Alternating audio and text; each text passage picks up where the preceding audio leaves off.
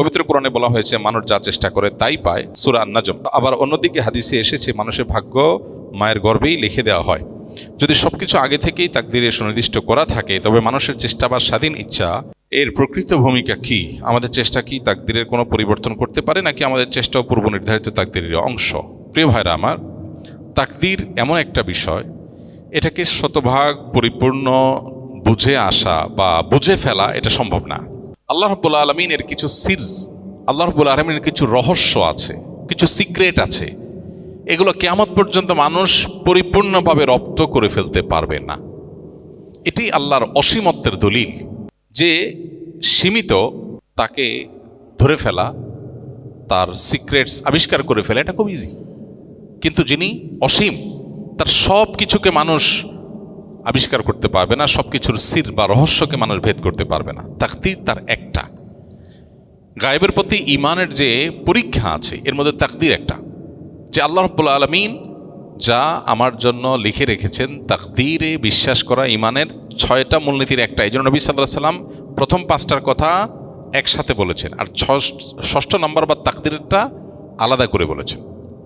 ওয়া আন তুমিনা বিল কদরি খাইরিহি ওয়া শাররিহি আলাদা করে বলেছেন, বাকি 5টা কথা একসাথে বলেছেন। আল্লাহর প্রতি, আখিরাতের প্রতি, ফেরেশতাদের প্রতি, আসমানি কিতাবগুলোর প্রতি, সবগুলো একসাথে বলেছেন, এবং শেষে আলাদা করে বলেছেন ওয়া আন তুমিনা বিল কদরি খাইরিহি ওয়া শাররিহি, বিশেষভাবে তাকদীরের প্রতি ঈমান আনা।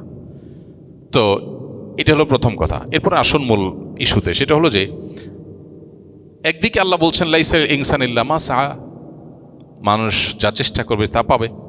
আবার অপরদিকে বলা হচ্ছে আল্লাহ যা তাকদীরে লিখে রেখেছেন সেটাই হবে। তো আসলে কোনো কন্ট্রাডিকশন আছে কিনা? উত্তর হলো, মানুষ যা চেষ্টা করবে সেই চেষ্টার অনুপাতে সে পাবে। প্রশ্নের শেষ অংশে একটা দারুণ কথা লিখেছেন প্রশ্নকর্তা, যে আমাদের চেষ্টাও কি তাকদীরের অংশ কিনা? উত্তর হলো হ্যাঁ।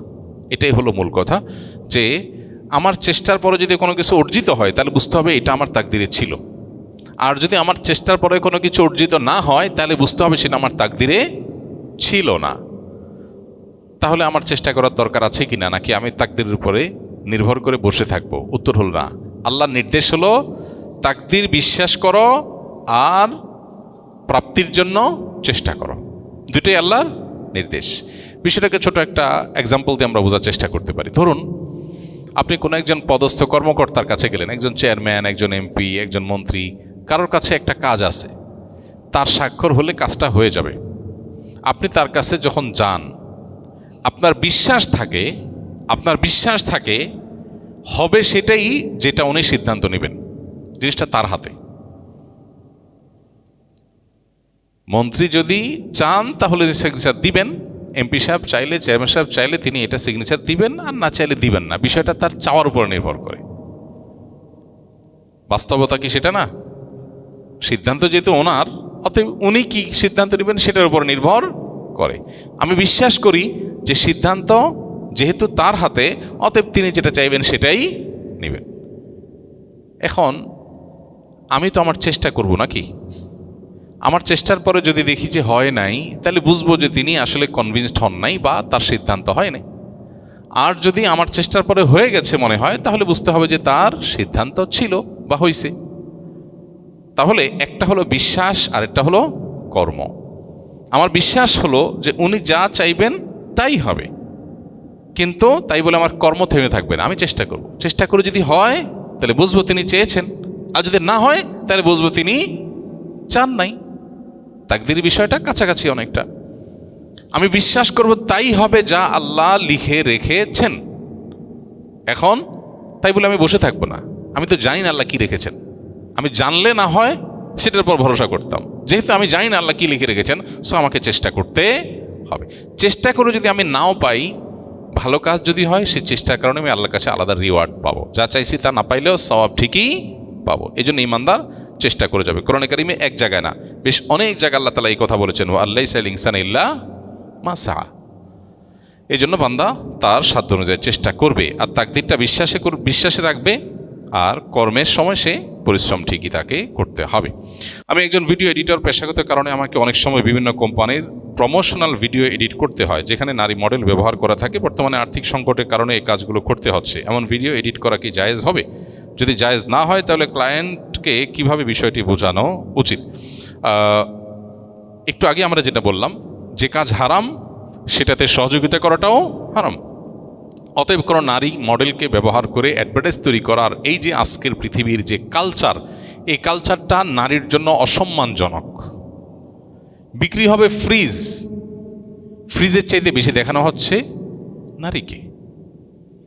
এই যে নারীকে উপস্থাপন করা হচ্ছে, আচ্ছা ফ্রিজ কি শুধু জোয়ান মহিলাদের দরকার হয়, বুড়া মহিলাদের দরকার হয় না? হয় না? বয়স বেশি হয়ে গেলে তাদের দরকার তো আরো বেশি হওয়ার কথা। বেচারিদের এত রান্না বড়া করা কঠিন, একটু ফ্রিজে রেখে দিলে পরে নেওয়া সহজ। আজ পর্যন্ত দেখছেন কোনো অ্যাডভার্টাইজে কোনো বুড়ি বেচারি এসে বলছে বাবারে আমার ফ্রিজ দরকার হয়, এই ফ্রিজটা আমার ভালো হয়, তোমরা কিনিও, এটার ফজিলত বর্ণনা করছে কোনো বুড়া মহিলা? শুনছেন?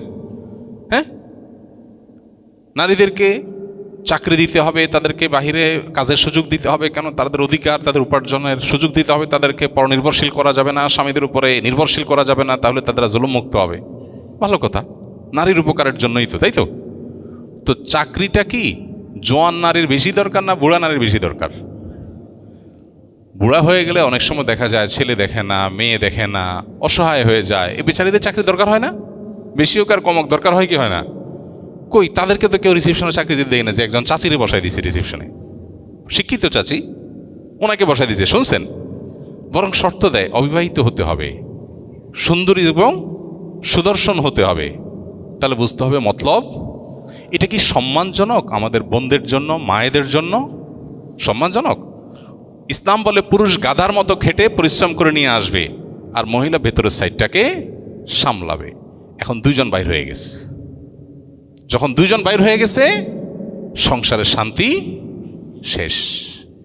কারণ বাহিরে কাজ করে আসার পরে মাথা ক্রেজি হয়ে যায়। যারা বাইরে কাজ করেন তারা জানেন ঝগড়াঝাটি করতে হয়, ঝামেলা পোহাতে হয়, নানান হ্যাসেল নিতে হয়। বাসায় আসে তার একটু প্রশান্তি দরকার। এখন দুইজনেরই একই হাল, কে কারে প্রশান্তি দিবে? ভাইরা আমার, এই কালচার দুনিয়াকে ধ্বংস করে দিয়েছে। সেজন্য নারীকে মডেল হিসাবে উপস্থাপন করে অ্যাডভার্টাইজ তৈরি করার কাজ করা জায়েজ নয়। আপনি যদি ভিডিও এডিটর হন তাহলে আপনি এই কাজ করবেন না। আপনি বলবেন এই কাজ না করলে তো ভাই কাজ আর নাই, কাজই পাবো না, অল্প খাবেন, কাজ কম পাবেন। মানুষ তো কিছু স্যাক্রিফাইস করে আল্লাহর কাছে জান্নাত আশা করবে। আল্লাহকে বলতে পারবেন আল্লাহ হিউজ কামাই করতে পারতাম, ছেড়ে দিলাম তোমাকে খুশি করার জন্য।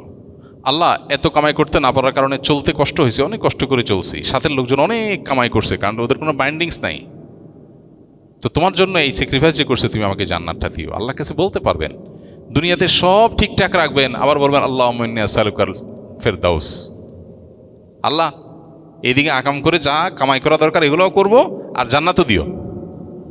মামার বাইরে আবদার হয়ে গেল না? আল্লাহর জন্য স্যাক্রিফাইস করতে হবে। আল্লাহ আমাদেরকে সেরকম মুমিন হওয়ার তৌফিক দান করুন। যদি আপনি নিরুপায় হন তাহলে